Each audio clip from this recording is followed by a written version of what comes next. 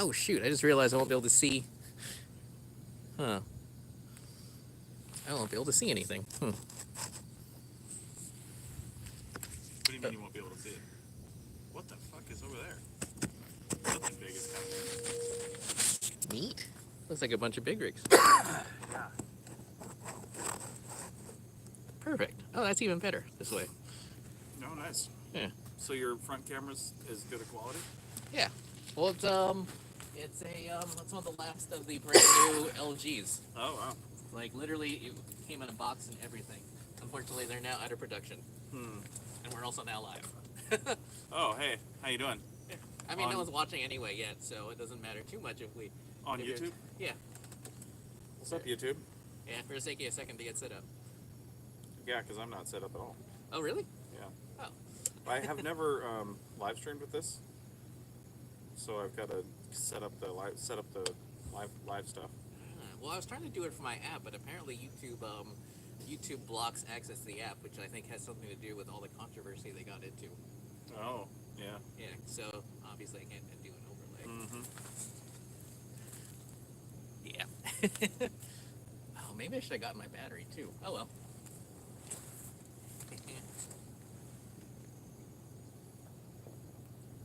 Oh, What'd you wow. call it? Huh? What'd you call this? Oh, I called this you call this archaeology live stream 128 22nd. You know, just the date.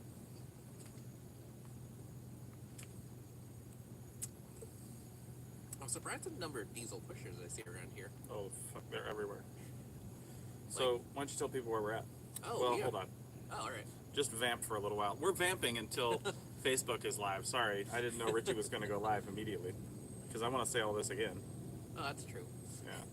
Oh my God, there's a dude in Carson City selling a Winnebago diesel pusher for like $80,000. I'm like, huh, it's almost tempting. That's not bad. What year? It's unfortunately an 07, but it's I mean, they're good back then though. yeah. Yeah. And it supposedly was owned by some super old people because it hardly has any miles on it. Nice. Or they rolled back the odometer.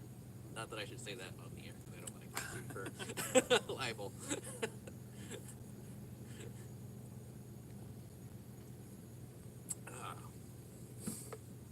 All right. Well, Wait, what is this? you're going to see in a minute. Neat. Wow, and it's airline safe. Huh. Yeah. You'll This see is in a minute. lot smaller than your I keep wanting to call it Lululemon, but that's not it, is it? Zero lemon, Yes. not Lululemon. Seriously. Like one of the monitors I work with, he carries one of those. Yeah. Yeah. This says we're live, but then I go to Facebook and it's not. There's no picture. Interesting. Maybe it has to be someone else looking at it. I don't know. Hey, are we live? Can you see anything? Can you hear me? Yeah, I mean it has to. I mean it's got the red light going. Chuck Cantley, can you hear me? Leave us a comment. Alright. This is the first time I've done this with a GoPro, so I want to make sure that it's actually working, but it's not showing me anything on the screen here. So. Oh wait, is this still the 8? Yeah. Yeah. Yeah, I haven't upgraded yet. Now there's a 10. I know. Yeah. So. All right. Well, again, I don't know if we're actually live. You can always ask Rachel to see if we're live. Yeah, I could. Hey, Rachel, log into APN and see if we're live. So. We're definitely live on YouTube though. Oh yeah, we're live. We're definitely live. Oh good. Okay. Hey everybody. Hey, Amy's there. Oh really? Wow. That's Amy, amazing. You are amazing, Amy. Yeah. You're truly amazing. Yeah. So, all right. So, welcome Archaeology Podcast Network viewers over here and to Richie's YouTube channel. Yeah. Hello everyone to Happy Archaeology Fun Time. Yeah. Yeah. So this is Richie Cruz. I'm Chris Webster, founder of the APN, and we haven't done one of these in a long time. Yeah. And now we're like using it. Now we're doing it like 2022 style. We are socially distanced Oh, that too. and outside. Oh, should I pull up my mask? Yeah, I don't have a mask, so yeah. But we're also more than 6 feet. This is like close to 6 feet. Yeah. So, we are in the desert of Quartzsite, Arizona, off Plomosa Road, if anybody's ever been down here. And my wife and I live in this 36-foot Class A RV back here, for those of you who are new to the stream. By the way, I can't see any comments, and neither can Richie. So if you're talking to us, we appreciate it, but we can't see it. Anyway, so we live out here, and we came down here for to meet up with a bunch of other people in a group we're in called the Escapers, working age people that are part of an RVing club. Yeah. And we've just stayed down here for a couple extra weeks because we've got solar on the roof, we've got lithium batteries, and we're dry camping out here. There's a few other people out here with us. I don't think a lot of people consider this dry camping. Technically dry camping, Richie. We're not plugged into anything. That's dry camping. Yeah, but you got big screen TV and Netflix. I wouldn't say big. It's 42 inches. And yes, we can watch Netflix. So I figured for this live stream, because I actually have a lot of things to show on a gear review. Do you want to do that, or do you want to do something else first? Most of the stuff I have is bolted into my truck. But first, I should say that I'm here because I'm working nearby in Blythe. That's right. Yeah, and I'm like putting in 80-hour weeks. And yet he still is a trooper and drove over here, but he's going to get an hour back when he goes the other direction because it's true too. Arizona's an hour off. So yeah, we're technically in mountain time right now. So that is so weird. Yeah, well, once since Arizona doesn't do daylight savings, when daylight savings hits, it'll be the same time as Pacific. Oh, but some of the tribal lands do, some of the reservations do daylight savings time. I didn't know that. That's weird. Yeah. Yeah. So. Also, I didn't realize that this is like the road to Yuma. Oh yeah, 95. If you go that way, you're in Yuma. Yeah, and you found that taco place? I did. So Richie and I went to this parking lot in Yuma, Arizona when we were on a project there 3 years ago. Yeah. And it was basically permanent taco trucks, all set up, and it was actually good. And I think we ended up going to the same stand that you and I went to, although we tried to go to this other one that had more people at it, but the wait was 40 minutes. Yeah, they just had too many people there. But so we went to one next door, which was still pretty good. But that was also, they had, I don't know, the one I went to had fry bread tacos.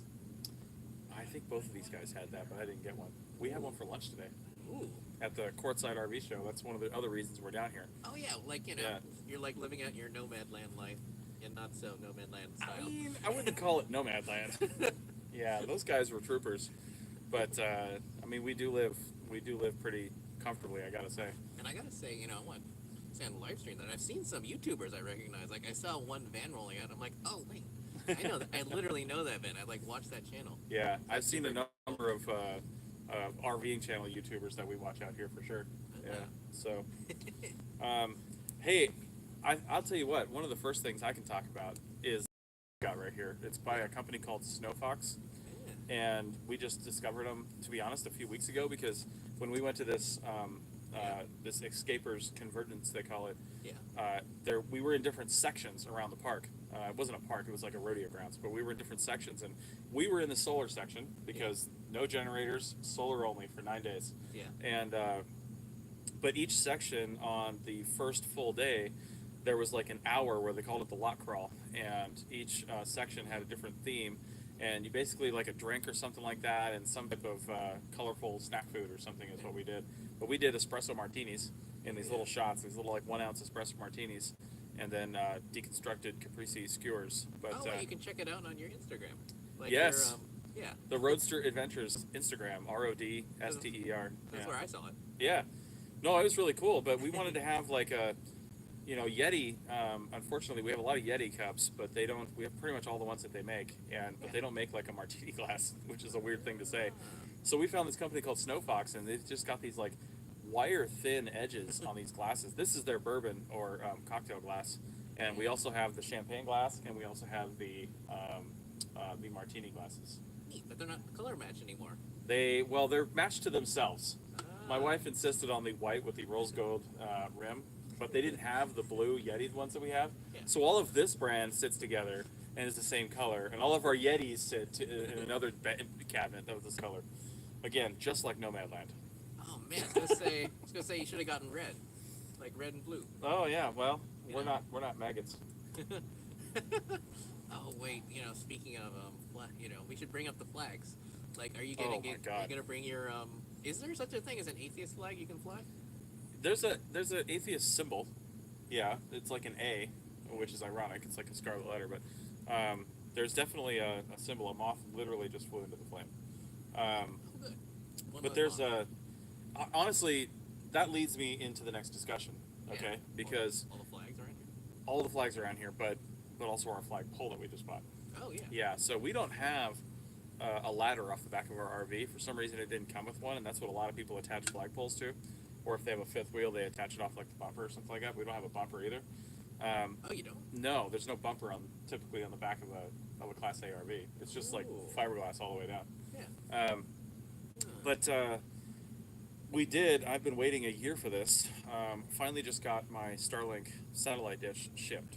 Now it's not going to be here till like Monday, but we were at the show today, and we were at the show a few days ago, and I saw this company, but I was hesitant on buying anything because I just didn't know if I was going to get it. Then I got a shipping notice.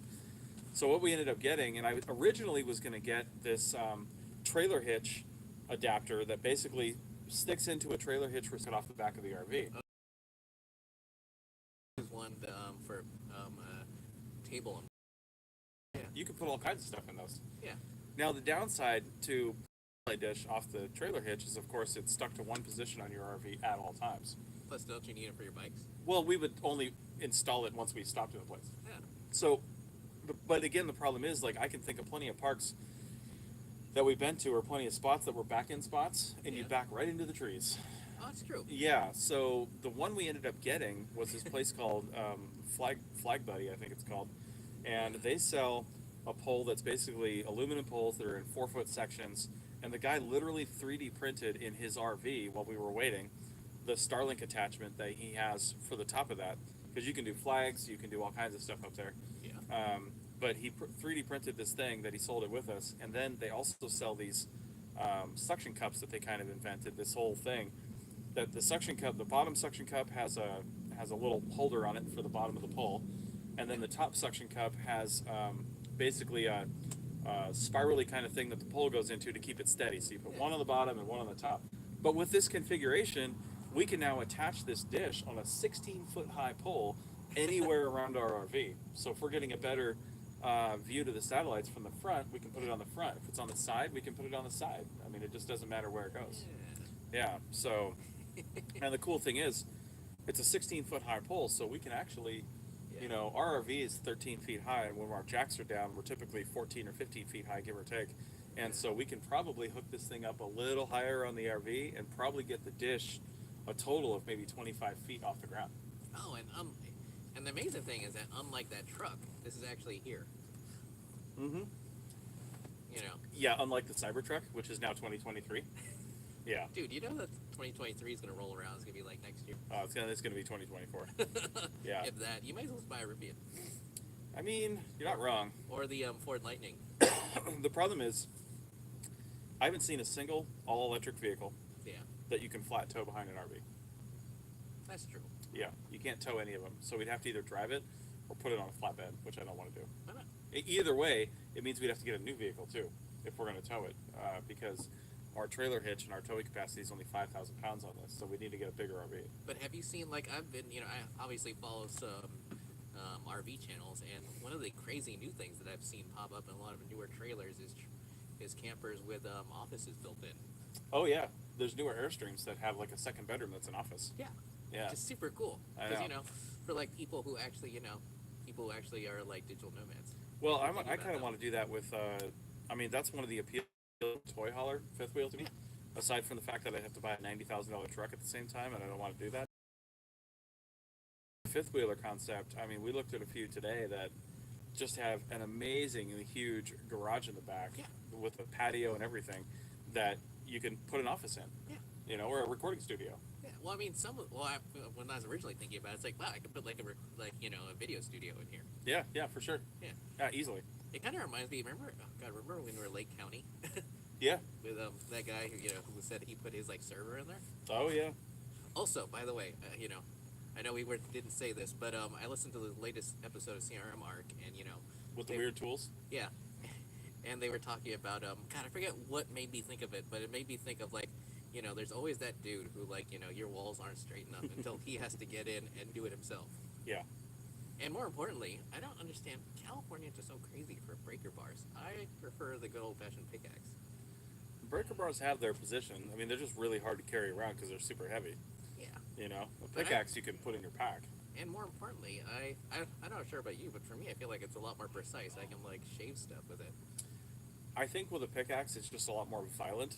Of course, that's why I love it. Well, I mean, you're not wrong. The pickaxe has its time and place, but if you're trying to move some big boulders or something like that, and you are in a tight spot, and you don't have room to swing the pickaxe, Oh, that's then true. a breaker bar is kind of the way to go. Oh, kind of like those half by half test units we were doing Yeah. in county. Yeah, smaller ones. So Oh, and oh my god, like there's something like one of my first experiences with meeting California archaeologists for people who are watching from other parts of the country is the fact that California archaeologists are very against sharpening shovels, like violently against, like condescendingly against. And I'm like, I don't understand this. Because yeah, I was thinking about it last night as I was sharpening my brand new flat nose shovel. I was like, if you have to dig like 500 or 600, like, or maybe 600 or 700 shovel tests a week, because you got like a 6-day week and you're expected to do like what 80, 100 shovel tests a day, like anything you can do to like make it go a little faster and easier.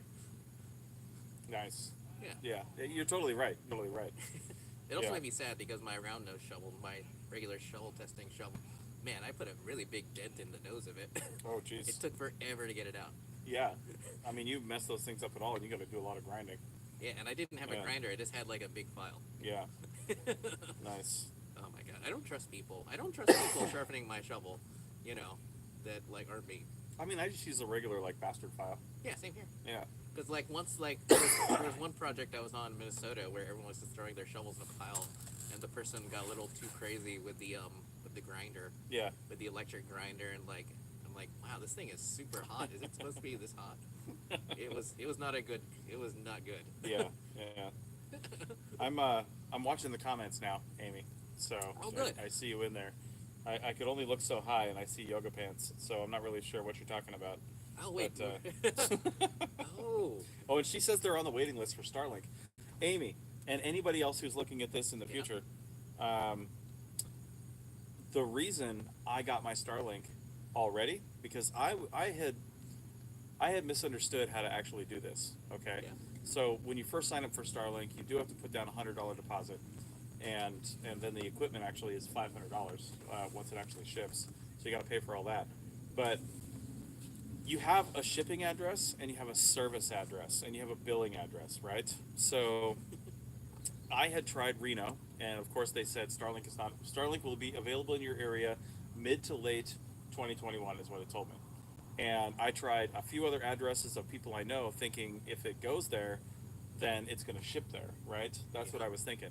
I knew you could move your service address once you got it, because we're in an RV, because I wasn't stupid. I was like, we're going to have to move this around. And it's I totally lost my train of thought, because Richie said Lululemon. She's talking about yoga pants. Oh yeah. Anyway, Oh good. I know, right? So we were broadcasting at that point. Apparently we were. See? Anyway, no, so long story short, all you got to do is go in there and change your service address, and just look for places that are outside big cities. Yeah. Try Montana or anywhere in Wyoming, and you look for some place that says, we're shipping in early February, or we're shipping in, a few weeks, or it might ship right away if you pick the right location that has fewer people at it, because Starlink is not in major cities because people there don't need it yet, and it's mostly in rural areas, and it's mostly in northern latitudes. So the minute I got my shipping notification, you have about 3 days before they ship it to change your address. So you change the shipping address back to where you're at. But to be honest, for somebody like you, Amy, unless you're using it in the field and you're out Yeah. somewhere, if you live in a city, if they don't have Starlink where you're at, then you're still not going to be able to use it there.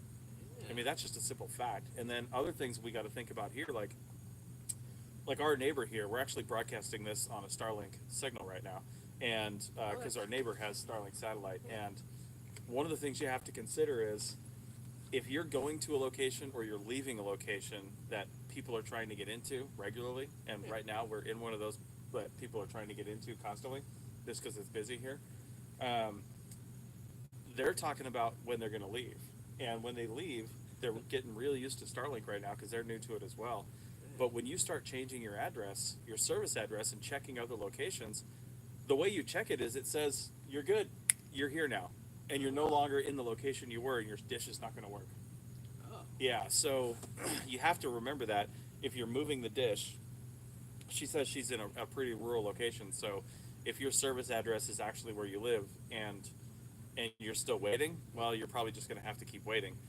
Because to be honest, even if you use the trick of trying someplace in Montana to get a dish early, Yeah. once you do get the dish, you still have to get into the cell where you live or where you're going to use it. Oh, that kind of makes me think of understand that is meant to boost a signal. So if there's a signal in the area, there's nothing to boost. Yes. Same thing with Wi-Fi boosters. Yeah. Yeah, Wi-Fi boosters are only so good because they boost already crappy Wi-Fi that's congested. Yeah. It just means you can pick up the signal better. It doesn't mean your Wi-Fi is going to be any better. Yeah, kind of like Wild Horse. Yeah, totally. So, Also, you know what I learned? I forget if I told you this or I told someone else this, but I found out that they make lift kits for Class C RVs. that makes sense. Yeah. Yeah. And I was like, huh. Yeah. I mean, I still probably would be able to use it for work, but you know. I've got a lift kit on my RV. It's called my Jax, but I can't drive with it down. Nice. Facebook is actually live transcribing this. I forgot it did that. Oh, really? Yeah. Neat. So, Oh, wait. So you were speaking about gear. I've got some gear I want to talk about. yeah, let's do it. Like, unfortunately, it's bolted into my truck, but they do make these. God, I forget the name of it, but on Amazon, if you look around, you know, everyone's got like the not like this, but you know, the water bottles. Yeah. You know, I forget the brand name, like the one everyone has. Like the Hydro Flask or... Yeah, Yeah. like the big ones. Like they make adapters for regular sized cup holders. Yeah. And I've got one in my truck because, you know, obviously Toyotas, they come with really big cup holders, but I can only get one of those, and sometimes I got more than one of those big Hydro Flasks. Yeah. So I got a second one. Nice. Yeah. Nice. And Yeah, then, we had to get one of those adapters for the RV because the on the driver's and passenger seat, there is a cup holder built into the thing, yeah, but it's really made for like a can of soda, Yeah. kind of that size. yeah. And this water bottle either A, wouldn't fit in it or would like flop around, so we had to get one of those inserts so I could put something a little bit bigger in it. Oh, and one other piece of advice I want to offer is that, you know, Tacomas are so popular. Tacomas and 4Runners are so popular, and one of the things that people do immediately is they take off the stock rims and tires, and they put on bigger tires in a lift kit.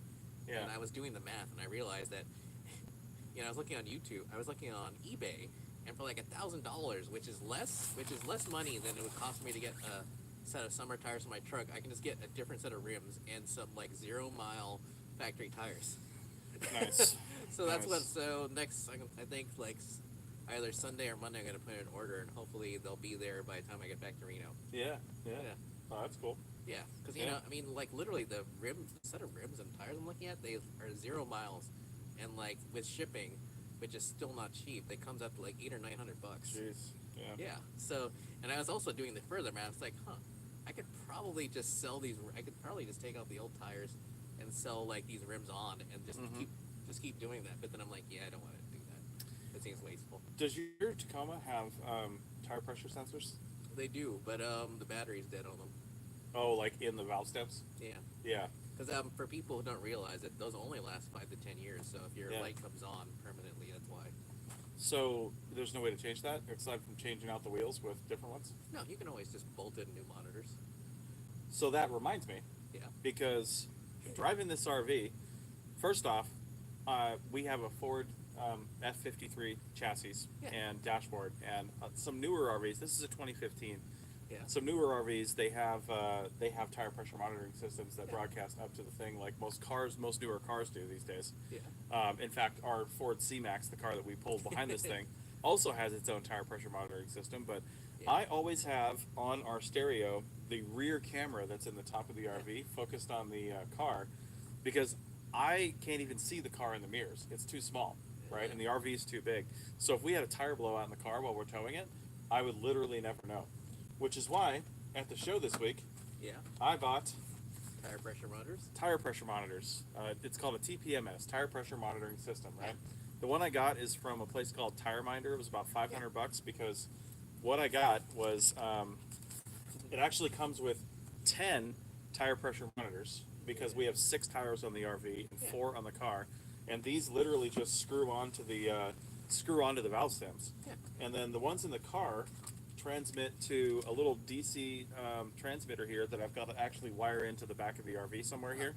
And then this broadcasts up to this, which just has a regular micro USB Android plug-in. Yeah. And this is what actually reads all the tire minders. Yeah. And then I Bluetooth this to a phone Yeah. or a tablet. Now they had ones with the display, but I'm like, do I need an extra piece of gear? I always have my phone sitting there, and even if my phone's like locked or off or something like that, it's still going to show me and alert me when there's a number of conditions. Like if you have it's something like a 3 psi difference in your pressure within a certain amount of time, or Yeah. like a 7 or 8 psi difference within a different amount of time, Yeah. then it sends off a warning or something like that. And you don't even have to program in those differences. You program in the types of tires you have and what kind of vehicle it's on, and it knows what you're supposed to have. Yeah, well, I mean, the tire pressure monitoring system is a universal standard. So, like, Yeah. whether you got Toyota or a Dodge pickup truck, they use these same sensors, but they're programmed differently. Yeah. Which is why, if you buy a universal one instead of a Toyota specific one, you have to like hook it up to a computer and get it programmed. Yeah. Yeah. Which is why it costs a little more to get a Toyota one. Yeah, indeed. Also, Indeed. those tire pressure monitor systems, they send out more info than what Toyota says. Like and I'm not sure about modern Tacomas, but my Tacoma either says it's the right pressure or it's low. But obviously, it actually sends out the actual PSI. Oh, nice. Yeah. Yeah. Because they're universal. So like if a Dodge reads it, then obviously a Toyota could. If they Well, that's wanted. true.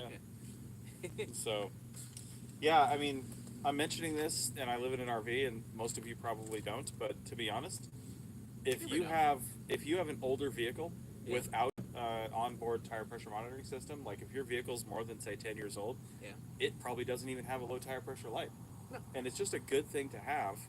And you can get the smaller one that's four sensors just for your car, and then read it on your phone. You can get that for a few $100. And I think if you're going to do that, that Yeah. sometimes is a lot cheaper than repairing your tire, as it and all the body damage it does when it blows up on the interstate.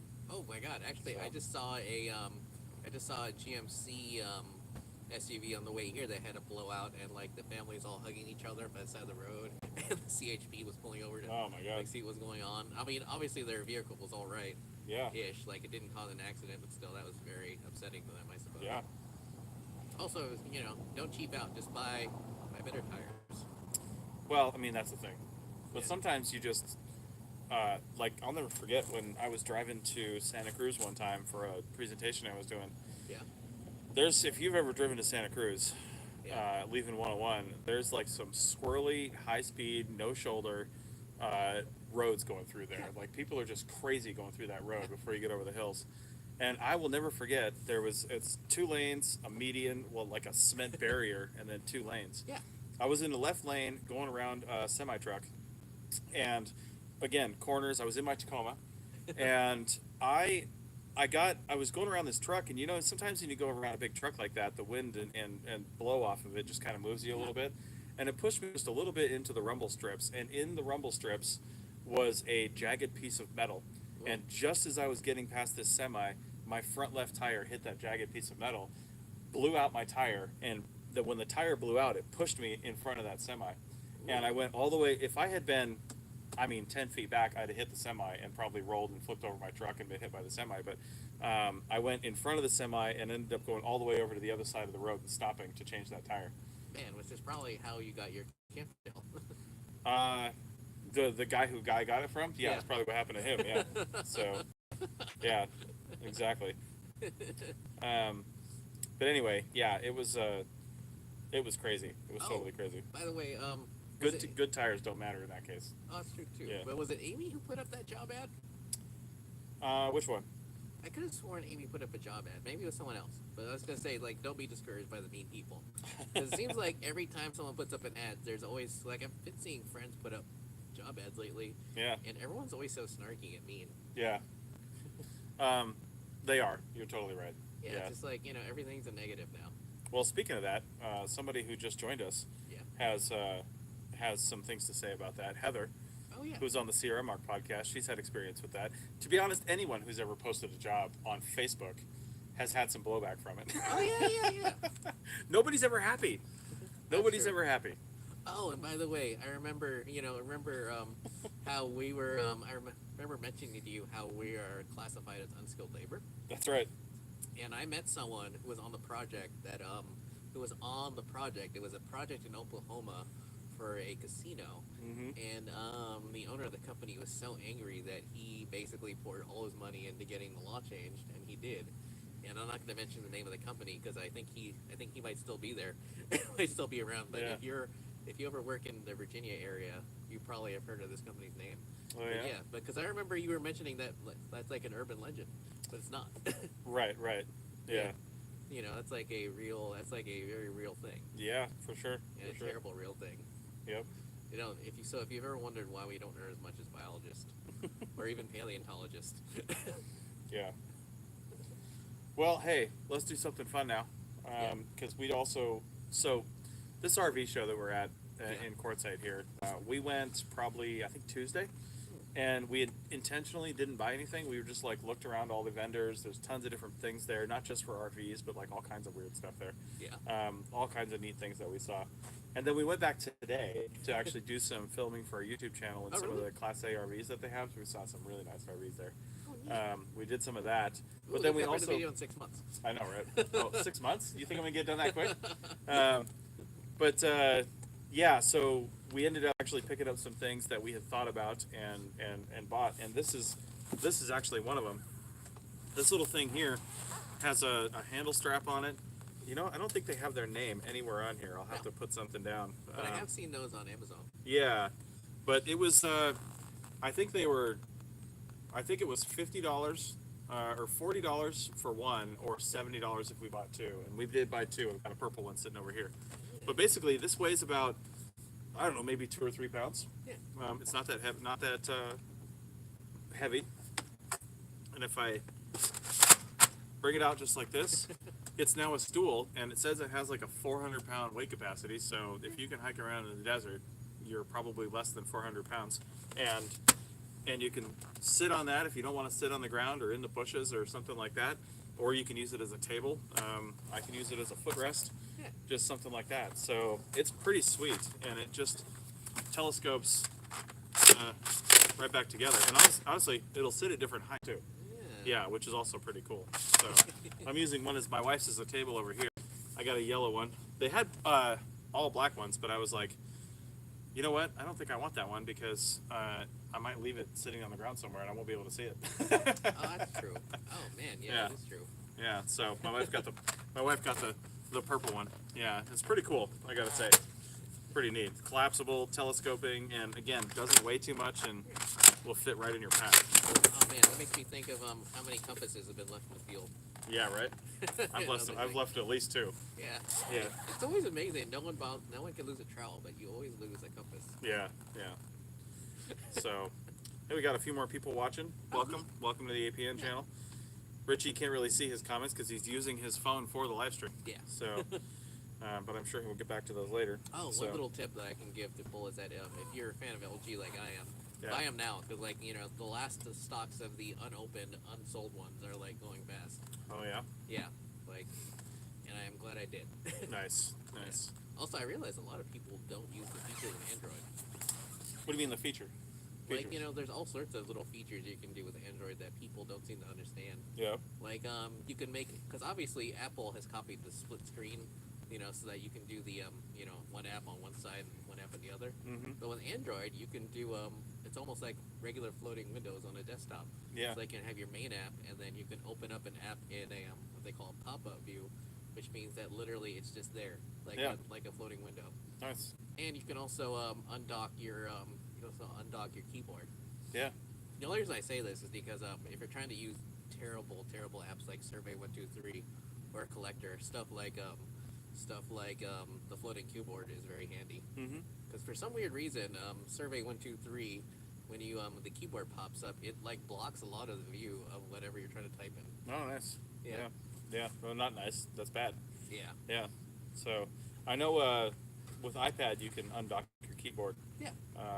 And I know there's a way to do it with iPhone, but I just don't do it very often. Oh, really? So yeah, one of the accessibility features. Yeah. because they make it, especially with the larger phones, if somebody only has like a hand or you know, limited fingers or something like that, you can bring it up and you can have like a keyboard that focuses all to the left or all to the right, you know. So Also, can I just say I want to laugh at all the people who kept saying that everyone would buy a mini iPhone, and yet it's like the slowest seller out of all of them, because no one wants a little iPhone. listen, the guy we bought these things from, he rang us up he had it connected to a Square.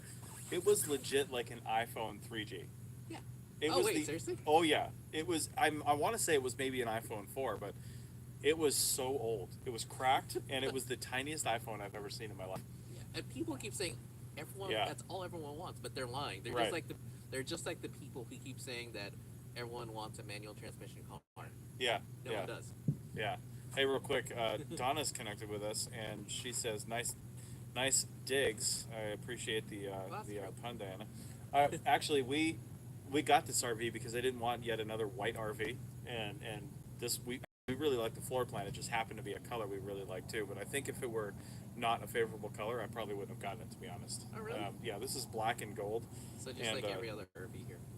Yeah, just like, yeah, everything else is white. Literally everything else is white. And she says, is there a Munsell shower curtain in the camper? First off, we don't have a shower curtain. It's like a glass door thing. But I would love a Munsell shower curtain. What the hell does that look like? Ooh. I know, right? Oh my god. Yeah. So that would be super cool. Also, I feel like if you are living in California or you're living in some other place with a very high cost of living, Yeah. I feel like this might be I might be wrong. Like, how much are you paying? I mean, is it like something you can mention? How much you're paying for this a month?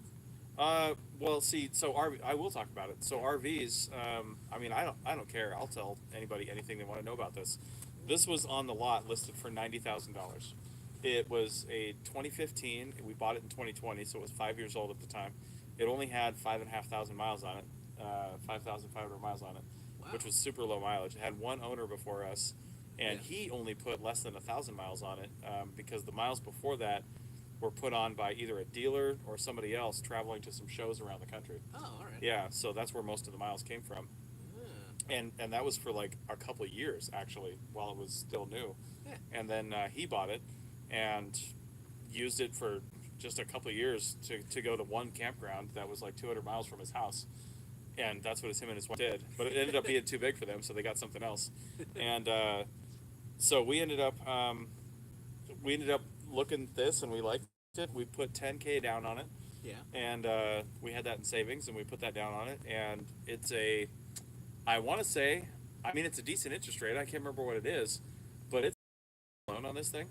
Because unlike cars, where you can only max out at like 5 or 7 years or something like that, you can max out a lot higher in RVs. Yeah, and So- obviously you're not going to keep it the whole 20 years. Obviously not, right? So Yeah. I was never going to pay this thing off. Yeah. Just like a lot of people's houses. Like, who pays off a house these days? Like, I'm going to buy another one probably. But we're paying because of the down payment and because of the long loan term. Our payment on this is $600 a month. Yeah, and Yeah. think about that for people who are like living in LA and paying like Oh yeah. like $2,000 or whatever. But here's how the much it thing. is. That's $600 a month for this. Yeah, Okay. You also have insurance like you do on a car. that's true. You also, if you're not boondocking like we are, we've paid after the first week of April. We will have paid close to $18,000 for our solar setup and our lithium battery setup. Okay, now that's a lot of money, and it allows us to stay off grid like we are now. But how long do you have to stay off grid before you make up that money? You know what I mean? Because Not long. well, it depends on where you like to stay. Because there are RV parks where if you're in the park the whole time, it can be $500 to $1,000 a month if you pay the monthly rates. There are RV parks that are $2,000 a month. So you got to factor in those but- costs. So if you're a traveling archaeologist, are you really going to stay someplace where the RV parks are going to be that Well, expensive? It depends on where you're going to be. Well- You might not have a choice if you see. The thing is, if you're a traveling archaeologist and you end up buying an RV or even Yeah. like a van or a camper van or something like that, and it's something you have to leave somewhere, a park has more security. If you're like, well, I'm just going to leave this on BLM land, I'll tell you what, we've thought about this for the project we do over the summer, Oh, yeah. and I've thought about, if my wife and I are both going to be gone from the RV all day, I would rather be in a park than somewhere on random BLM land and leaving it unattended for the whole day. Although, if you are doing monitoring or something, because a lot of biologists, what they do is they have their camper vans and they just use it in the field. If you can park it on site and you can roll out and go to work, absolutely. Yeah. And especially if you're working in California where there's a lot of monitoring and Yeah. you can work that out with a construction crew, then I think this kind of thing here would not only give you the same standard of living that you're used to living in, Yeah. but it would be pretty cheap, you know. And if you're able to, if you own a house or an apartment or something like that, and you're able to, like, I don't know, Airbnb it while you're gone, Oh, yeah. you might be able to even have a zero-sum cost on that. Because they do have RV versions of Airbnb. Yeah, there's one called Outdoorsy, and I think there's a few others where you can actually rent out your RV. Yeah. Yeah, we've thought about that, but it's most of those are renting out your RV for other people to drive to some other location. Yeah. But there's also, like, you can put your RV in a static location on Airbnb just for a place to stay. Yeah. But to be honest, there's so many systems in here that I'm constantly breaking. Oh. I would be a little bit reluctant to send somebody out in this thing if they didn't know what they were doing. Which is everyone. Which is everyone. Yeah, which is everyone. So. You know, I was reading this article the other day about some dude who had never even camped before, and he got an RV. He got a Sprinter van, a really nice, luxurious one, and he hated it. He's like, "There's so many buttons, and I don't understand why I can't just why I have to turn on this and turn on that. Why can't I just turn on the thermostat and blah blah." Well, like I was telling Richie before we started, if you're dry camping, like, the reason our solar setup is going to end up costing us so much is because we're actually doubling it at the end of March when we go back to Reno. We're getting 3 more batteries. Excuse me, the bourbon's getting to me. 3 more batteries and 900 more watts of solar for a total of 6 Battleborn batteries at 600 amp hours, and then 1,850, I think, watts of solar is what it's going to end up being on the roof. And the reason we're doing that is because we've been basically off-grid for the last 3 weeks, and we had one stint in Yuma for like 2 days where we had an RV park just because we had to refresh from where we were and just get some groceries and stuff. So the only place to stay down there was a park. So, but essentially we've been off-grid for like 3, almost 4 weeks, and it's going to be another week too that we're going to be off-grid after another brief stay at a park. Yeah. But you know, we've had to manage the power pretty closely to be able to do that. You know, we turn our inverter off during the day and put it in charge only mode so it can just bring in the sun. Now, when the inverter's off, that just means you don't have AC power. Our refrigerator, our water heater, our furnaces are all on propane. Well, they have the ability to switch to AC, but and I don't mean air conditioning, I mean alternating current, AC power like in your house. So when it's in inverter off mode and charge only mode, it means we're using the sun to charge the batteries. And at this acute angle of late January, in Arizona, of our 900 watts of solar on the roof, we're maxing out at maybe 500, 550 in the peak of the day. But mostly it's a steep curve up to that point and a steep curve down from that point. Yeah. So, one other thing I want to mention about RV or a camper van is that because of all the goings on out here, it is not possible for a lot of the contractors on the project to get a hotel room in Blythe. yeah. And so, you know, like one dude, like several people are just commuting in the hour and a half, 2 hours from Indio Oh, yeah. Blythe, and then one person is like doing the 2.5 hour drive from Flagstaff. Right. Yeah, you know, so obviously, you know, if you could just camp here and have a half-hour commute. Oh, yeah. East of Quartzsite. There's places right in Quartzsite, just to the south side. There's we're in an area where it's free BLM camping. Technically, there's a 14-day stay limit, so you got to be careful about that. But the La Posa dispersed camping area, and there's another one down south of Quartzsite that I think you can get a permit for like, God, I want to say for a couple months it's like $40, and for 6 or 8 months it's like $100. And you can stay on the BLM land down there from something like October to like April or something like that for like $100. And you don't have to move. And they've got trash pickup, they've got pit toilets. You know, if you can maximize the use of stuff like that, you can reduce the amount of times you got to lift up and go dump all your tanks, which is what we've got to do. So, but there's places around here, and I don't know if they work all year round, but and they're not cheap because they know that people don't want to move. But there's a guy that's running around here, and he will dump your tanks and fill your fresh water for $50 cash. That's actually not bad. It's not terrible, you know. Like if you go into town and do it, There's a place called the RV Pit Stop, which is super cool. They've got like 4 propane filling stations, like 8 water stations, and 2 dump stations. It really is an RV pit stop. Yeah. We went there and had our propane filled. We only needed about 6.5 gallons on our 20-gallon tank, but we filled it up because we were there. And then we dumped our tanks and filled our water tanks, and they bill it based on the size of your rig. Yeah. And it cost us, I think, $48 to do all that. Yeah. So it's not just for the traveling CM archaeologists, because there are plenty of Forest Service and government Yeah. jobs where, you know, they don't provide housing, or if they do, they're not that great.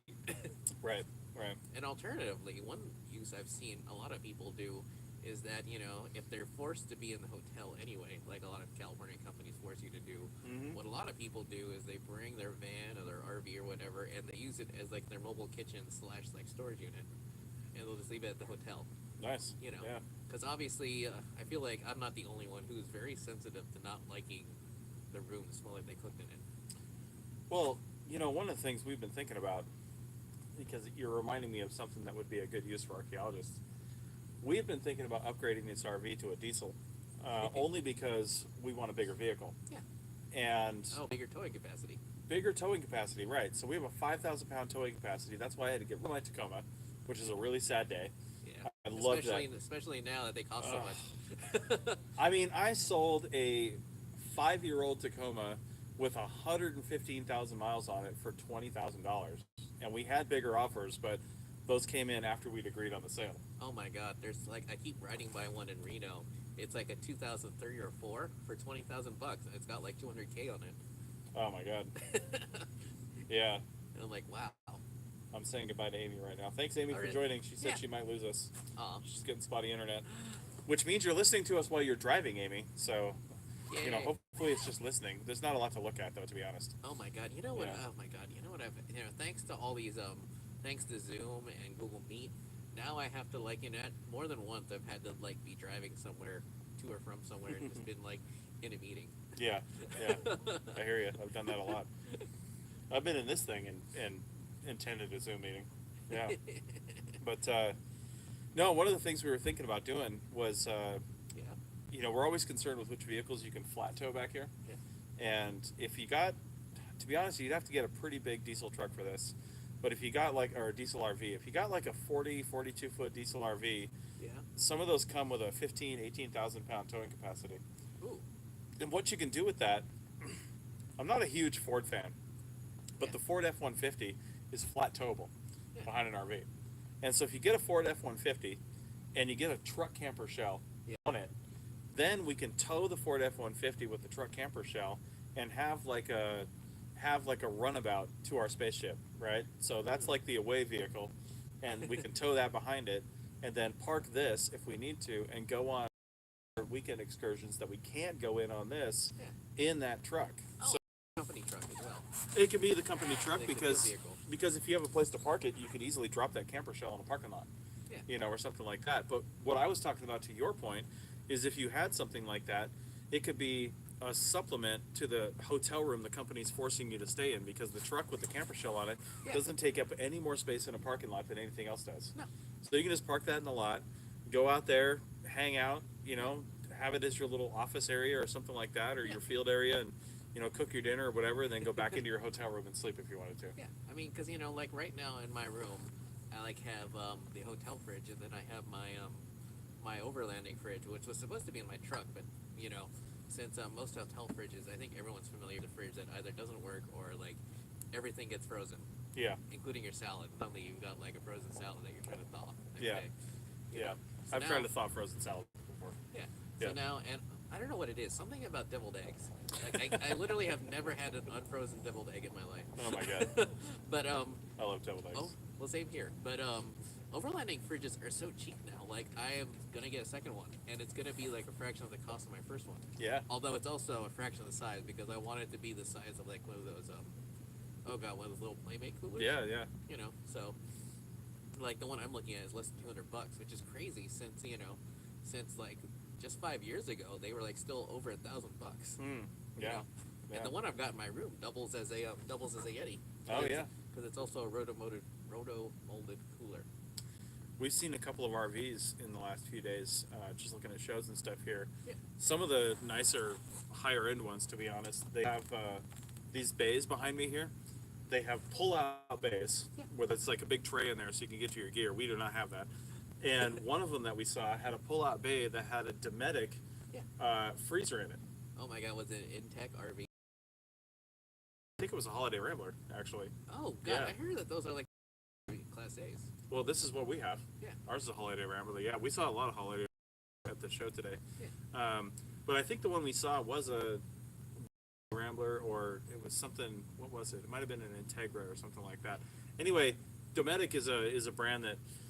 Yeah. I mean, they do everything from awnings to refrigerators to all kinds of stuff, right? Yeah. We have a Dometic refrigerator, and I think we have Dometic air conditioners in here. So, but the Dometic, like, cooler style, like this Yeti freezer, was super cool. It was plumbed into power into the RV, and it was intended to be, you know, like a lot of people have an extra freezer in their garage or Yeah. something like that, you know, for just like deep freeze and long-term storage. Yeah. That's what this was. It was just a supplemental space.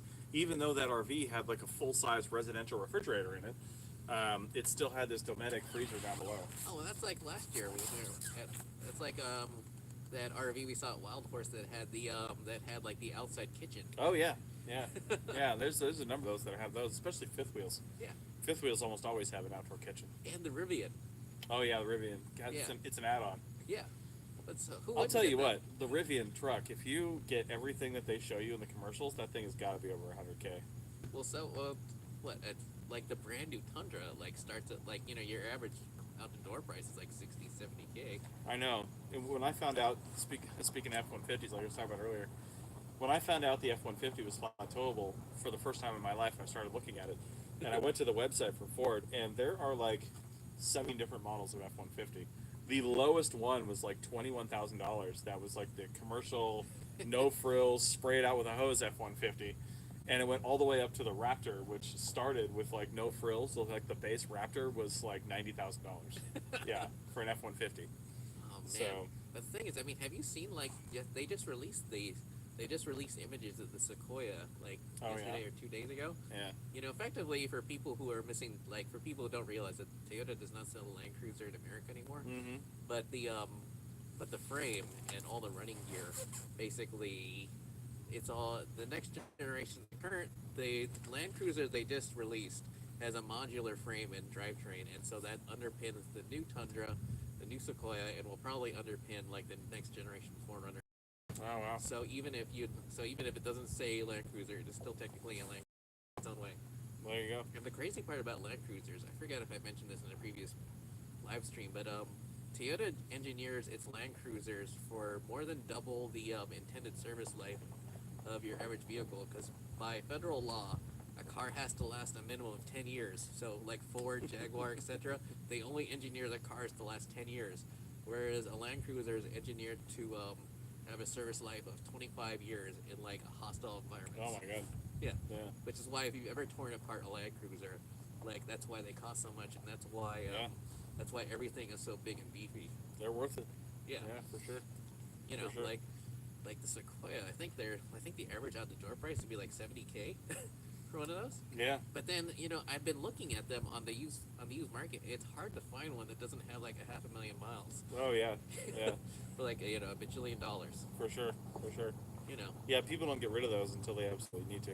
Yeah, or Yeah. unless they're dead. Yeah. Yeah. Like I mean, my truck's only got like 250K, and I'm not gonna get rid of it anytime soon. No, it's still running strong, right? Yeah. Yeah. Nice. I mean, the only thing I'm gonna do is like next week I'm finally gonna order that bike rack I've always wanted. Yeah. It's a long story, but there's only one company, because obviously if you go to REI, there's like all those like $600 and $700 bike racks.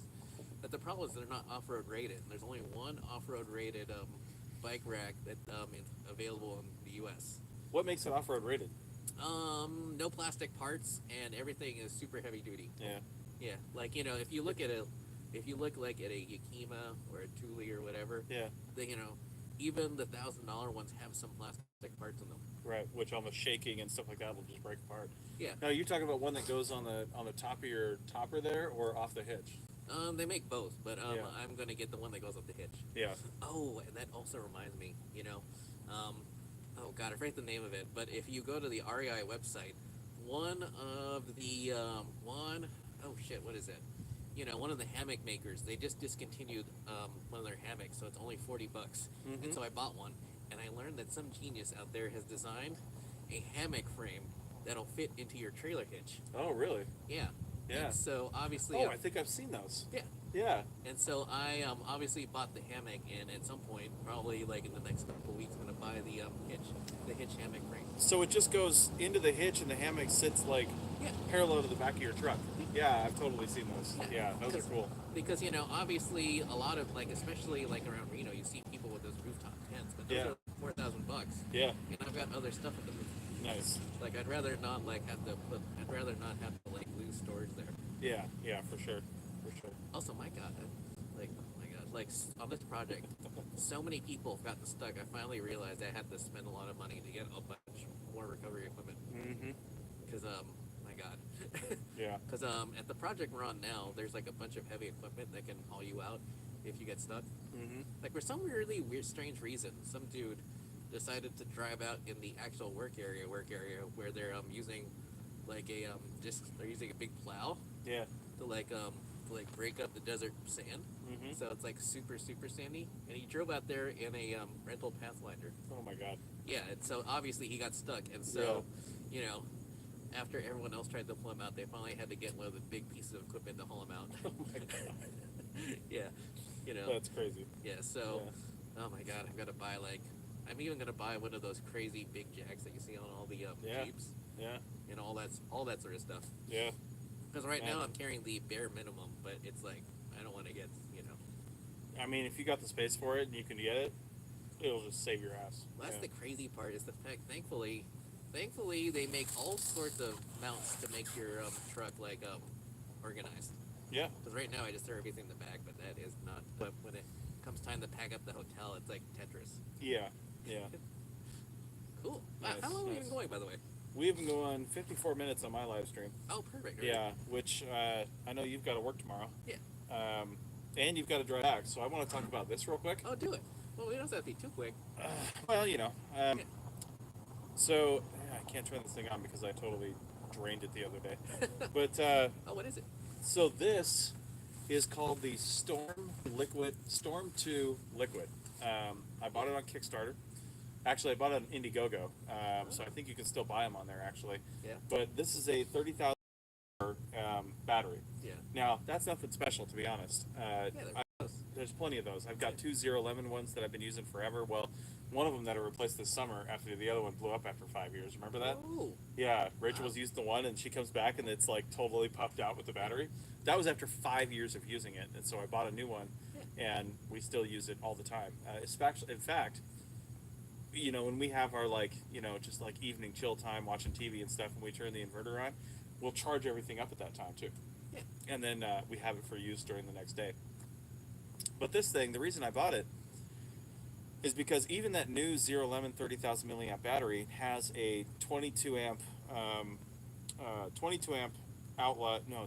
watt output on one of the ports, which is really good and will charge up stuff pretty fast. Yeah. The thing it won't charge is my laptop. Now it'll charge my laptop if my laptop is off and closed, physically off, not just closed. Yeah, I had to buy special chargers for my MacBook Air for that reason. Yeah, and it's because of the output on the wattage. So the Mac computers, they typically have about an 85 watt charger. It goes all the way down to 65 watt for the smaller computers, and up to 85 or 90 watts for I've got the new MacBook Pro that just came out a few months ago, 2021. Oh, you do? Oh yeah. Oh, the M. Oh yeah. The M1 Pro.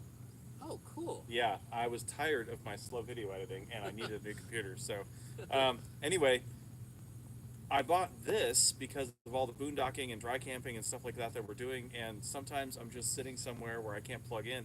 Yeah. The special thing about this charger, aside from the fact that it's got a cool hipster clear case so you can see the inner workings of it, and it's got a really neat color LCD display, which I can't turn on right now because I killed it. But it shows the temperature of the circuit card, the internal temperature of the battery, the amount of watts being expended, if you're charging it, the amount coming in, and the charge rate. A lot of cool details on there. And it's got two USB-C outs, one DC out, that little weird plug, and then a regular USB-A out. But the special thing about this is it will do a maximum of 100 watts out. So not only can I charge my computer on this, but I could take the battery out of my computer and run it off of this thing. Oh, more importantly, if you do have a Mac, one thing that Apple skimps on, like the factory wall wart, like they did test on the MacBook Air, which is what I have, the M1 Air, and they found that it can accept more power than the wall wart that Apple gives you. Yeah. Which is why I bought an aftermarket one that'll much power as the damn thing will take. Yeah. Yeah. You know, and for people who are wondering why, because you know, you can actually use your computer at that point when it's on and plugged in. Yeah. Because you know, if you try to plug it in with some of the cheaper ones, it just says not charging. Yeah, yeah, it does. It does. And you know, one of the cool things about the just while we're on those computers, one of the things I like is that they totally redesigned the cord. For the charging cord for the computer. Isn't it like a mag charger now again? Well, it's a mag charger again. They did that, which to be honest, I'm not super happy about that. I wasn't happy about that because I liked the USB-C charging because I could charge from any port. Yeah. But turns out you can still do that. Like I've still got USB-C ports on the side, and I can still charge through there if I want to. So I can use my wife, who's got a 2019 or something like that MacBook Pro, which is the USB-C charging. Yeah. I can plug that into one port, and I can plug the MagSafe one into the other one and charge twice as fast. Oh, before I forget, does your MacBook Pro, does it also come with the camera that follows you? Yes. Neat. It's weird. Is it? It's called Center Stage, and when you have it on like a Zoom call or a Teams call, I feel like it doesn't. I feel like I want my head to be more near the top of the screen, and it will focus on my face and put it literally right in the middle of the screen. Oh. And if you're close to the camera, that's actually not that big of a deal. Yeah. But if you're sitting back like this, there's all this big empty space around me right here because my face is literally in the middle of the screen. You know? Wait, so can you walk around and it'll follow you? Yeah. Oh, neat. Yeah, it totally will. It'll focus on your face. And I've done that before. Just sometimes I'll use my little standing desk and I will just sit there and I'll be on a Zoom call or a Teams call and I will just like pace a little bit and if I'm going to do that, I will turn on Center Stage. Yeah. Yeah.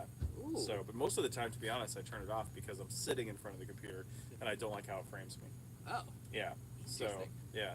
Oh, before I forget, you know, I mean, I probably shouldn't mention his name, but you know, I was watching a lecture and someone was flying a drone in BLM land was told that is illegal. Is that actually, like, can you provide any insight into what is and is not legal if you're like trying to get overviews of your site?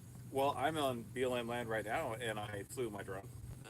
So it's not inherently illegal to fly a drone on BLM land, or even Forest Service land or whatever. It is inside national parks usually. Yeah. But if you're on BLM land or Forest Service land or whatever, it's not inherently illegal to fly your drone. Now, if you're doing it for commercial purposes, it doesn't matter if you're on BLM land or your own land, it's illegal if you don't have a Part 107 certificate from the FAA and if you don't have special permitting to be able to fly in that location for commercial purposes. So that means if like you're trying to get a plan view of like, you know, like a structure or something for your architectural history or architectural background report or something. Now, the reality is, yes, that's technically against the law. And if the FAA finds out that you did that, you put that in an archaeology report, then you could be fined a lot of money. You could lose your license. If you don't have a license, you could lose your drone. You could just be fined, you know, whatever the case may be. The reality is, archaeologists don't even read archaeology reports. I highly doubt the FAA is going to. So the fact that, I mean, to be honest, I don't want to, I'm not going to say this and I will deny it, even though it's on Livestream and, you know, everybody can hear this, but I would say fly your drones on your projects. Don't do it in stupid areas. If you're working downtown somewhere, don't fly your drone there. But if you're out in the middle of nowhere and you want a better overview of your feature, you want a better overview of your site. I remember wanting to fly the drone. I couldn't because we were too close to a naval air station, but when we were on the China Lake project, the smaller one, and we found that airfield, I wanted to fly the drone over this airfield that we found because obviously it's an airfield and it's going to be better pictures of it from the sky. But we ended up using satellite imagery because we just couldn't fly the drone there. Now that was because it was locked down because of how close we were to the airstrip of the China Lake Naval Weapons Center. You physically couldn't fly the drone there. Yeah. Oh, that's kind of like today. Like there's a bunch of military aircraft flying over our project area, and suddenly cell phone signal went dead. Yeah. For everyone. That's probably true. Yeah. So. And the crazy thing is, by the way, you'll be interested in this. They were flying a Hind helicopter Really? Yeah, Nice. I was looking. It's like, wow, that looks like an attack helicopter, but it's not American. And then it came close. It's like, my God, I feel like I'm an extra in a Rambo movie. It was like dead on. And it's Nice. like, I wonder if they're preparing for the current world events that are going on. Yeah, I don't know. They're But- always preparing. But you were So, like, go on. You were saying, Yeah. No, my point is just get your overviews. You know what I mean? Do what you're gonna do. Like I said, very few people read these archaeology reports. It's unlikely you're ever going to be charged for something, like that. Now, if you're blatant about it, you're putting these things on social media, even then, it's unlikely somebody's going to call you out for it. But, and you can just say you flew a kite. well, you could always say that. Nobody needs to know how you got the imagery. Kites are not illegal, and they don't require a license. No, So they do require wind, but they do require wind. and Yeah. you don't need a fancy drone, obviously, because the Mavic Air doesn't cost that much, does it? The Mavic Air actually costs about $2,000. Yeah, the newer Mavic Airs. Oh do. no, well, I've got the Mavic Mini. yeah, Now that about $500 or less. yeah, Yeah. So and there's a Mini 2 now actually. there is. Yeah, it's I can't remember the exact specs on the Mini 2, but it's the same weight. It's under the licensing requirements. Well, it's under the registration requirements of the FAA. If you're Yeah. if you're using it for commercial purposes, you still need a license and a permit. Yeah. But it's under the weight requirements for having to license it with the FAA and get a little license number on it. And more importantly, it's super light. It's that's what I'm saying. It's 200 and what is it? 249 grams because I think at 250 grams you have to license it with the FAA. But I just meant like you can throw it in your pack, like with all your Oh other yeah, stuff. yeah, for sure. And it's super small. It's about the size of my phone when it's packed up. Yeah. And I've got these little prop minders that I bought on Amazon that you can just like put over the props so they don't get all tangled up in something. Yeah. But it also comes in a nice little case too. So, but the point is, you can toss that thing up in a matter of seconds and get some site overviews. Yeah, because I feel like a lot of old school archaeology companies treat all this tech like super sacrosanct. Like everything Yeah. has to be in a Pelican case. Oh, And, and all that stuff. it's stupid. It's totally stupid. Like when we were on that project over the summer, I went out with you guys a few times, and I remember that at least the one time I flew the drone up and got some pretty great site overviews on a couple of those sites that we were on. Yeah. And to be honest, it doesn't have to be this big thing. And even if you're not a super great drone pilot, just go to where you want. Here's a pro tip right here for you. If you suck at flying drones, you don't have to be great at it. You just have to know where the buttons are, right? You have to know where the take a picture button is and it's right on the screen. It's pretty obvious. Yeah. But if you just stand approximately where you want the overview to be, you can even hit the takeoff button. It will take off, hover at about 5 or 6 feet, and then if you can figure out that the left control will make you go up and down, all you got to go is go straight up in the air, and then use the right controller to basically point it at your site, and take a picture, and then land the damn thing. Yeah. You can be done with your site overviews in literally 2 minutes and packed back up. Yeah. Which Yeah. is a big difference from because it's one of the people was working with in life. I'm not sure if they're coming back, but Yeah. they're super old school. One of the ways they made money in the old days was they were the person who hand drew maps and Oh, yeah. drew artifacts. Yeah. And it's like that's definitely a disappearing skill. Yeah. Although if you read Archaeo Field Techs and other groups, they're lying. They want that to come back and every report to be like a piece of art. Yeah. And it's Yeah. like I mean, I've read enough reports to know that not only does no one read them, Yeah. but they're written like that. Yeah. They're written with the basic assumption no one's gonna read them. Yeah, for sure. Like sure. I was asked to update a piece of the boilerplate, and there was like one whole paragraph about the name changes of a certain archaeological tradition, prehistoric archaeological Yeah. culture. It's like, dude, that's like a big waste of paragraphs. I just deleted that. It's like, Nice. my God, oh my God. Sorry, it's just like being here in California and reading some of the terrible site records they put out. Yeah. Like, I mean, I feel like we've said this before, but I'm not sure if you agree, but I feel like Californians write the worst site records in the entire country. I've seen some pretty bad ones in a number of states, but yeah, you're probably not wrong. I mean, especially considering how complicated their forms are. Yeah. Yeah. I feel like it's not that hard, and yet, Yeah.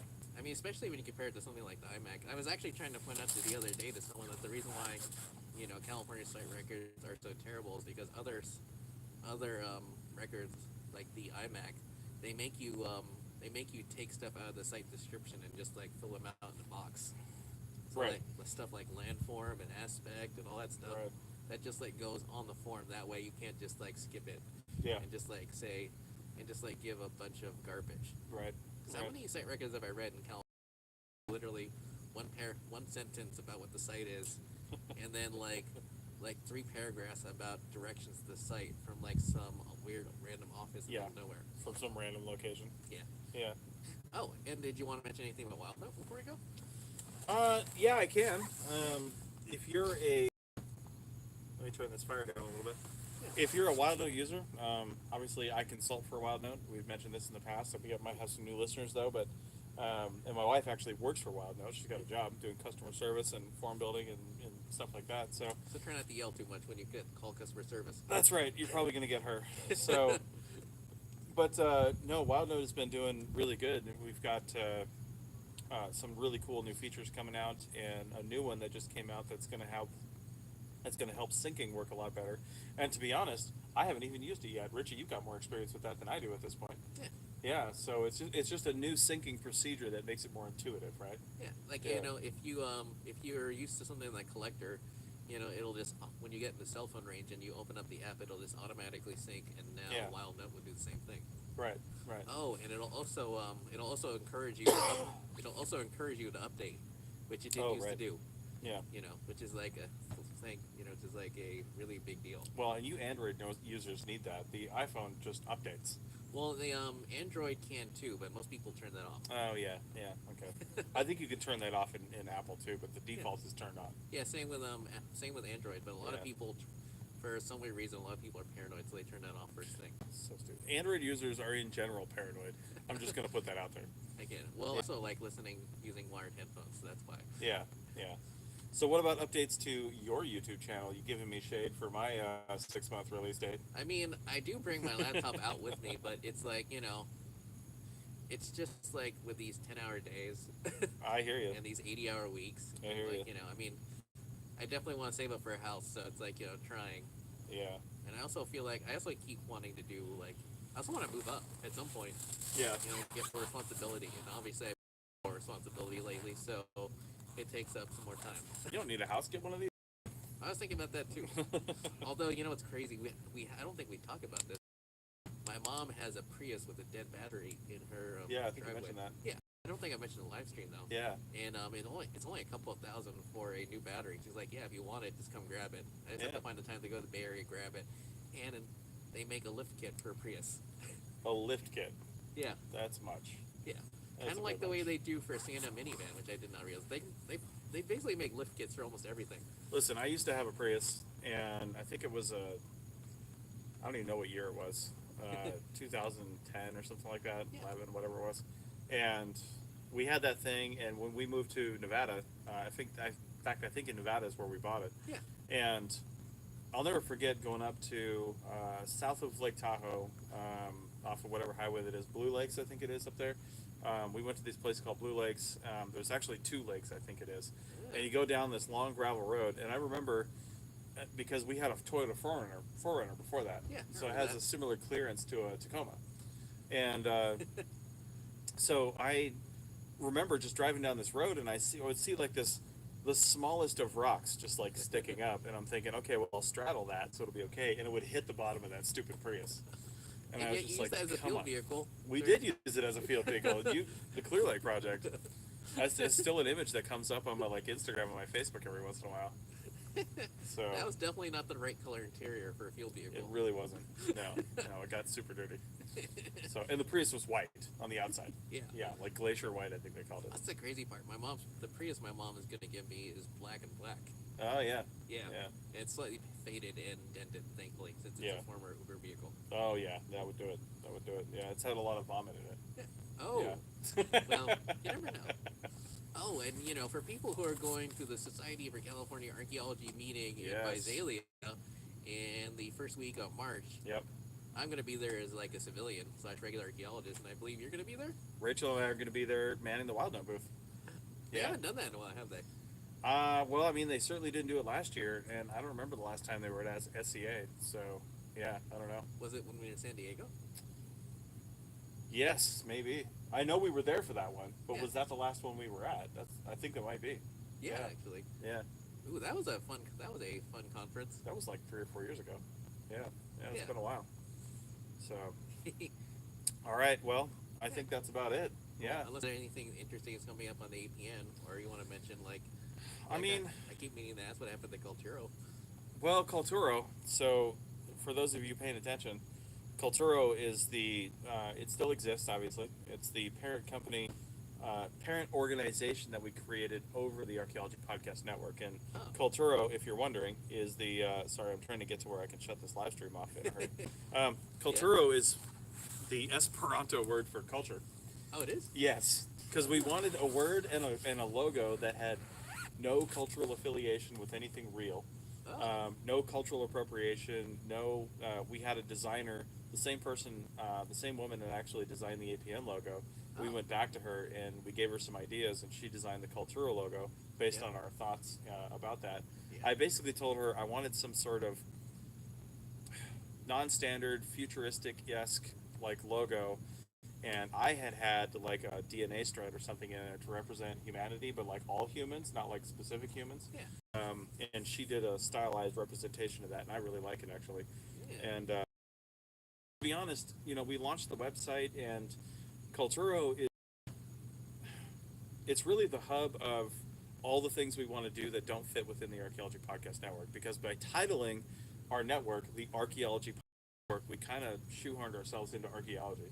That's true. It's the same reason why when I started the CRM Archaeology Podcast Network almost a decade ago, I wasn't able to really talk about other stuff, even though I did. Remember the Dreams episode? I had the Dreams guy on. He was a CRM archaeologist, so you got to give me that one. Well, true, but you also had didn't you have Jordan Harbinger on? But he was talking about professionalism and stuff like that, so it kind of fit, right? That's true. But anyway, the point is, there was definitely stuff I wanted to talk about that just simply did not fit. And same thing with the APN, which is why I started the APN. And same thing with the APN, there's definitely stuff we want to do that doesn't fit in the APN. So Tristan and I, my co-founder, we started Culturo, and it was going to have a launch in January, February time frame. We basically delayed that, and we're just going to soft launch it this year with various events, because we plan on doing more live events such as this one, conferences, things like that. We're going to have special events from shows, like the Life in Ruins podcast is coming up on their 100th episode, and they're going to have like a 3 or 4 hour moderated live event where they bring in past guests, and they're going to have games and all kinds of stuff they're going to do. Kind of like the Dirt. Didn't they do a Twitch stream? The Dirt has done a few live events, Twitch streams, Zoom streams. They've done all kinds of stuff. So we want to get some special stuff like that for some of our shows, and then start making it more regular. Yeah. But also under the Culturo banner, we want to start other podcast networks. So, looking at the 4-field archaeology approach, I would love to, at a bare minimum, have, a cultural, physical anthropology, and then, linguistics approach, and have those networks with those topics underneath it. Because, for people who are thinking maybe that doesn't sound very realistic, you have to remember that there is a dude out there who makes his living from doing toothbrush reviews. Wow, I didn't know that. That sounds about right, though. And you also I sent you the link. There's the Postal Service has their own podcast now. Oh, I saw that. Yeah, yeah. Also, by the way, is the Dirt gonna keep going on now that the news is broke? The news about what? Oh, what's her name? Was it Anna got an actual podcasting job working with Minnesota Public Radio? I mean, they still plan on doing the Dirt, though. Oh, good. Yeah. So, at least as far as I know. Yeah. It is our most listened to podcast, although I gotta say, and I'm pretty proud of this, not that I want to take the Dirt down, but TAS had more downloads the Archaeology show had more downloads in December than the Dirt did. Yeah. Interesting. Yes.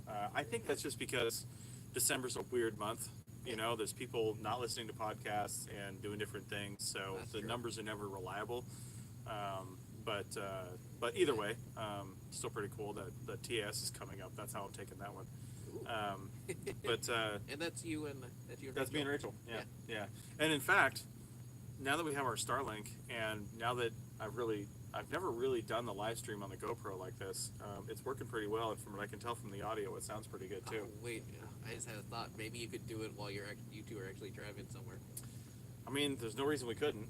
Yeah. But we can't. We'd have to have good service. You can't run the Starlink while you're driving. Oh, I didn't think about Yeah, that. yeah. They're coming out with a RV, aircraft, and boat mountable device, but it's probably going to be a couple years before that happens. Yeah. Because they're still trying to roll out just the ones for land based. So Ooh, maybe we'll have the Tesla Roadster out by then. Oh my God. Mythical Tesla Roadster. yeah, the Tesla Cybertruck. That's the one I'm waiting for. So Which is more mythical. more mythical. Yeah.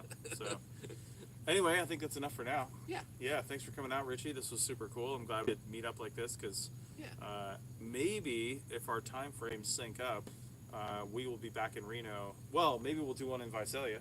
Yeah. If we're there. We'll have our Starlink. I don't know where it's going to be. We'll have to see, but Interesting. I mean, because I'll be in a hotel. I mean, I'm not gonna say where, but I'll basically be staying close to the venue. yeah, we're at KOA Campground near the venue. Yeah, so we'll be in Visalia. We'll probably try to do a live stream from there again first week of March, like Richie said, and then Rachel and I will be in Reno last week of March and early April to get our solar lithium installed. And we'll also be in a hotel since they'll have our RV for 5 days. Is it gonna be the same one? It's The where I hipster was one? before. I don't know. Maybe we'll see. Yeah. So that place actually wasn't super cheap. Oh, was it? Yeah. It was coming up. So You have to admit that it's a good idea to buy a vintage hotel like that and rehab it for Airbnb. it was a pretty good idea. Yeah, it was a Yeah. pretty good idea. Kramer Junction, I think it was called, or Kramer's something or other. Oh yeah, Kramer's Hotel or something. something like that. Yeah, I'll actually promote that for them. It was a pretty cool thing. Yeah. Right in Midtown Reno. And if you like getting super drunk and not having to like go all the way back to the GSR or something. yeah, totally. So, Cool. all right. Well, thanks everybody. Thanks for watching, and Yeah. we'll see you next time, whatever that happens to be. I think if we can get a good signal on this, Rachel and I might start live streaming TAS recordings. Neat. That would be cool. Oh, weren't you experimenting with that before? We've done it occasionally, but it's always been non-consistent internet. I want a good signal while we're doing this, and we're going to have consistent Starlink ability to do that every time we have it. I don't see why we wouldn't just Because live weren't stream you this. uploading Life in Ruins for a while to the APN YouTube channel? Life in Ruins still records in video, but I don't know what they're doing with it anymore. I didn't have the time to process it and put it on the APN channel, so I stopped doing it. I told them I stopped doing it. They might be putting it on their channel, though. I'm not actually sure what they're doing with that video. Yeah. So, anyway, Yeah. thanks Yeah. everybody for watching, and we'll see you next time. Yeah. Oh, hang on. Nah, I don't even know how to stop this. That is super interesting. Huh. Hi everybody on Richie's YouTube channel. Oh, there we go. Wait, I wonder Hi. if that's it. Hi YouTube. How you doing? This is the end of the show. Oh, that's so handy. This app has gotten a lot better.